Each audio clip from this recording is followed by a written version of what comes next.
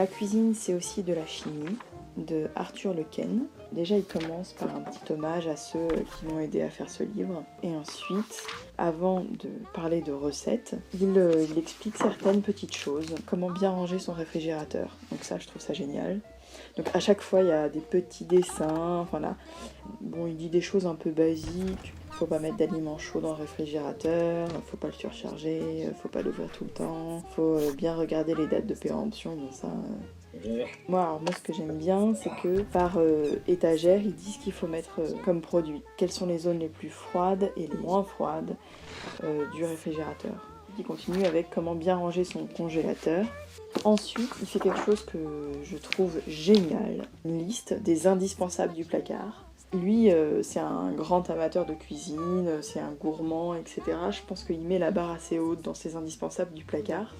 Par exemple, pour tout ce qui est huile, son indispensable, c'est l'huile d'olive vierge extra de première pression. Ensuite, il dit de l'huile de tournesol, de l'huile de pépins de raisin, et ensuite de l'huile de sésame. Moi, je trouve que quand même colza, c'est assez important de l'avoir.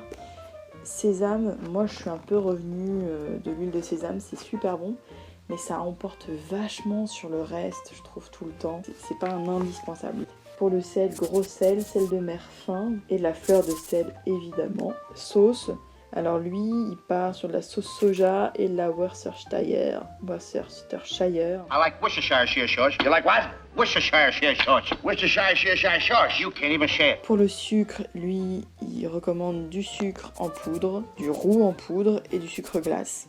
Je trouve que c'est assez important d'avoir de la vergeoise. Enfin voilà, moi c'est vraiment du sucre que j'aime beaucoup. Alors par contre, là où je suis très déçue, farine, il met qu'un seul type, c'est la type 55. Il explique que c'est la moins chère et elle sert à plein de préparations, mais moi je trouve que là, la farine, il abuse. Je trouve que d'avoir de la farine de sarrasin, de la farine plus complète que de la type 55. Ensuite, il met des herbes et plantes fraîches, donc thym, laurier, persil, échalote, oignon, ail. Là où je suis totalement d'accord avec lui, c'est les oignons.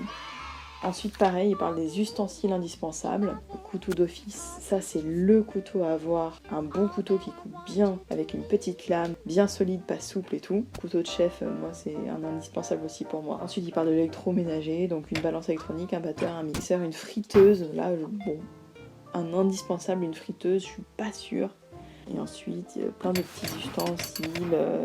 Ensuite, il y a tout un chapitre qui est consacré à des petites choses à savoir en cuisine. Ensuite, commencent les recettes qui sont classées par produits, tels que le bœuf, le veau, l'agneau, le porc, la volaille, le poisson, les légumes et les œufs et fromages. Voilà, je vais parler un peu des recettes, de leur présentation du moins. Il y a toujours un petit dessin qui récapitule assez bien tout ce qu'il dit. Et il y a toujours des petits encadrés, un petit encadré vert pour ce qu'il y a à faire de bien et un petit encadré rouge pour ce qu'il ne faut surtout pas faire.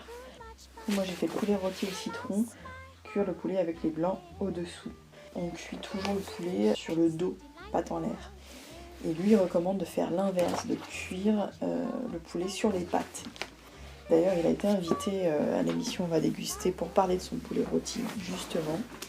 Et donc lui il recommande ça, de le cuire les pattes donc, au contact du plat. Et surtout à basse température, donc pendant très longtemps. C'est une recette que j'ai testée et vraiment les cuisses elles sont comme confites. C'est vraiment super bon. Et ensuite j'ai testé de la soupe froide de concombre.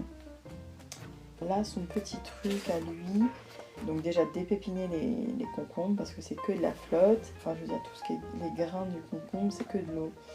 Et de laisser les concombres dégorger pour enlever un peu d'amertume et de l'eau. C'est avec concombre, ail, yaourt. Moi j'ai utilisé un yaourt à la grecque. Lui il dit yaourt bulgare, donc je pense que c'est un peu la même chose. Crème fraîche, un peu de piment, menthe, gros sel de mer et poivre fraîchement moulu. Autre recette, c'est les courgettes grillées à la ricotta. Ce qu'il faut absolument, c'est garder la peau des courgettes, les saler avant la cuisson. Ça permet d'aider à faire évaporer un peu l'eau des courgettes quand on va les faire griller. Surtout ne pas poivrer avant cuisson et surtout ne pas poser les courgettes grillées les unes sur les autres après la cuisson parce que sinon elles vont se réhumidifier et ça va donner un truc tout tout ramollo quoi. Ensuite, on y dépose de la ricotta, du basilic ciselé, un peu de vinaigre balsamique, de l'huile d'olive, du sel de mer et du poivre fraîchement moulu. C'est super bon. Moi, je les ai roulés ensuite. J'ai fait des petits rouleaux parce que je trouve que c'est plus pratique à manger que la tranche de courgette comme ça. Un livre bien plaisant et voilà, qui aide à comprendre un peu ce qui se passe en cuisine. Ces connaissances-là, elles sont quand même hyper utiles. All that I want you to be.